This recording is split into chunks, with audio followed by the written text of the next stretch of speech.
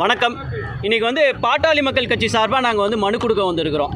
எதுக்கு கொடுக்க வந்திருக்கிறோம்னா, நொய்யல் ஆற்றுல வந்து கழிவுநீர், நம்ம சுத்திகரிக்கப்படாத கழிவுநீர், நம்ம வீட்டிலேருந்து வர கழிவுநீர் அத்தனையும் நொய்யல் ஆற்றுலையும் 9 ஏரிகள்லையும் கலக்கிறாங்க.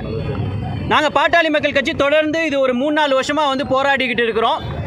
மணல் கொள்ளையை முதல் தடுத்தோம், மண் கொள்ளையை தடுத்தோம். இதெல்லாம் பண்ணிட்டு இப்போ நொய்யல் ஆற்றுல போய் பார்த்தோம்னா அரசாங்கமே வந்து யார், தனிப்பட்ட மக்கள் எல்லாம் கிடையாது, அரசாங்கமே வந்து கழிவுநீரை, சுத்திகரிக்காத கழிவுநீரை கொண்டு போய் நம்ம ஆற்றுலையுமே நம்ம ஏரிகள் 9 ஏரிகள்லையும் கலக்கிறாங்க. நாங்கள் என்ன செஞ்சுருக்கிறோம், நாங்கள் வந்து நம்ம ஸ்டேட்டை விட்டு வேறு ஸ்டேட்டுக்கு போய் இந்த மணல், இந்த தண்ணி, நம்ம நொய்யல் ஆற்றுலேருந்து தண்ணி, நம்ம ஏரிகள்லேருந்து தண்ணி எடுத்து டெஸ்ட் எடுக்கிறோம்.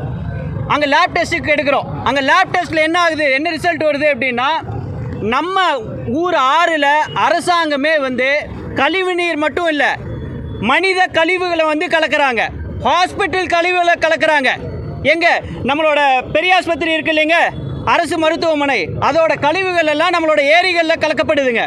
அதுக்கான ரிப்போர்ட் வந்து நாங்கள் வச்சுருக்கிறோம். அதே மாதிரி மண்ணை எடுத்து, நம்மளோட மண்ணை எடுத்து நாங்கள் டெஸ்ட்டு கொடுக்குறோம். அங்கே டெஸ்ட்டில் என்ன ரிப்போர்ட் வருதுங்க, 50 வருஷமாகுது சரி செய்யறதுக்கு, எல்லாமே ரொம்ப மோசமாக இருக்குது, மலட்டுத்தன்மை ஆகிட்டு இருக்குது நம்ம மண் அப்படின்னு சொல்லிட்டு ரிப்போர்ட் கொடுக்குறாங்க.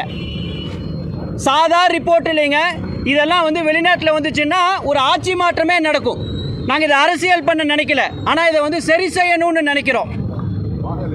நம்ம ஊரில் எந்த ஹாஸ்பிட்டல் போய் பாருங்கள், கூட்டம் வலியுது, கேன்சர் அத்தனை பரவுது, கேஸ்ட்ரோ வயிற்று சம்பந்தமான பிரச்சனைகள் எக்கச்சக்கமாக வருது.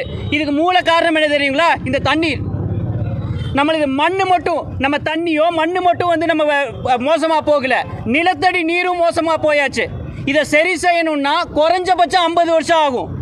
எவ்வளோ, இன்னைக்கு நாளைக்கு சரி செய்ய முடியாது, 50 வருஷம் ஆகும். இன்னும் கேன்சர் பரவ போகுது, வயிற்று சம்பந்தமான பிரச்சனைகள் வரப்போகுது, இன்னும் தண்ணி பஞ்சம் மிக ஜாஸ்தியாக போகுது.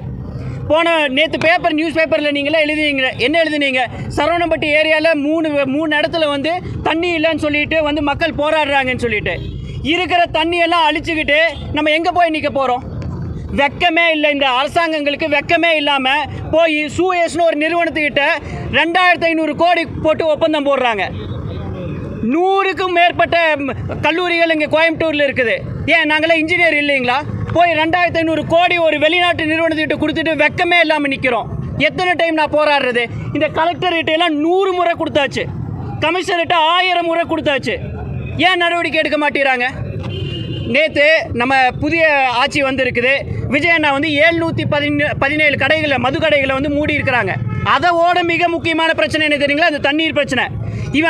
அவன் தண்ணி விற்கிறான், சரக்கு விற்கிறான்னு சொல்லிட்டு போய் அடித்து சாகிறான்.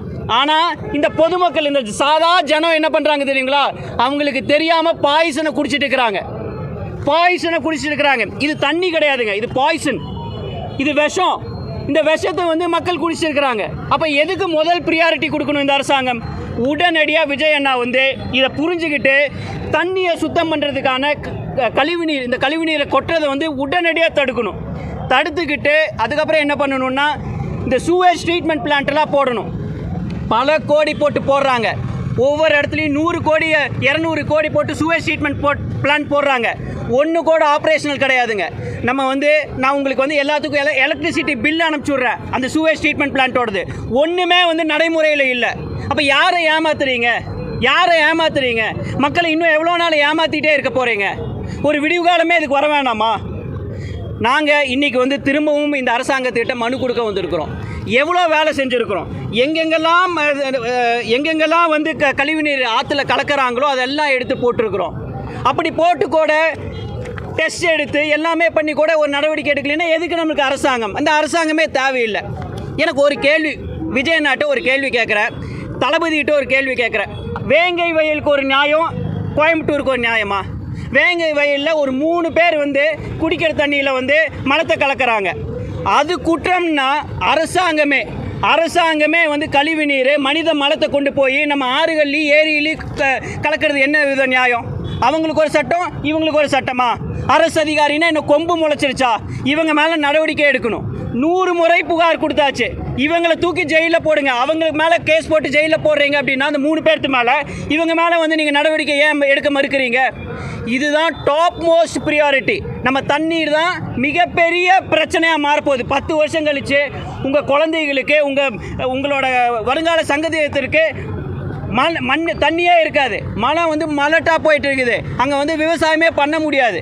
தயவு செஞ்சு ஊடகவியலாளர்கள் நீங்கள் வந்து எல்லாம் இதை வந்து பத்திரிகையில் எழுதி இதை ஒரு பெரிய விஷயமாக மாற்றணும். நம்ம நிலத்தடி நீரை காப்பாற்றணும், நம்ம நீர்நிலைகளை காப்பாற்றணும், ஏரிகளை காப்பாற்றணும், ஆற்றை காப்பாற்றணும். தயவு செஞ்சு இதுக்கான வேலைகளை வந்து நீங்களும் எங்கள் கூட சேர்ந்து பண்ணுங்கள். நாங்கள் அலையன்ஸ் எல்லாம் முடிஞ்சாச்சு. இப்போ இருக்கிற அலையன்ஸு பத்திரிகையாளர்கள் கூட தான் எங்களுக்கு அலையன்ஸு. நீங்கள் எல்லாம் சேர்ந்து நம்ம எல்லாம் சேர்ந்து நம்ம நீர்நிலைகளை காப்பாற்றியே ஆகணும்.